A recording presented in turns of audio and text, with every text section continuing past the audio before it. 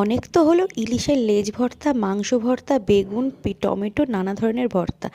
আজ আমি তোমাদের কাঁকড়া ভর্তা দেখাবো।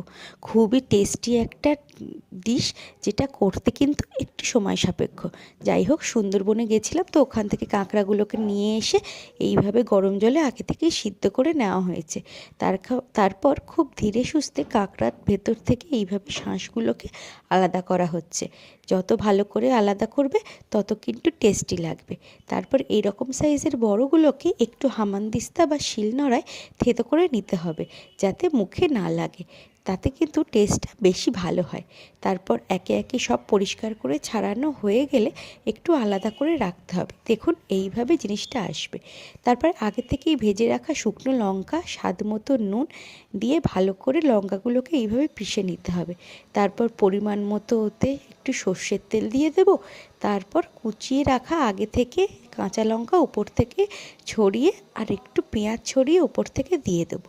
তারপর মেখে রাখা যে কাঁকড়াগুলো ছাড়ানো হয়েছিল সেইগুলো এতে দিয়ে দেবো।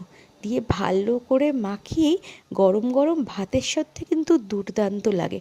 তোমরাও ট্রাই করে দেখতে পারো, এবং ভিডিওটি ভালো লাগলে অবশ্যই লাইক, কমেন্ট, শেয়ার করতে কিন্তু ভুলো না। তোমরাও করে জানিও কেমন হয়েছে।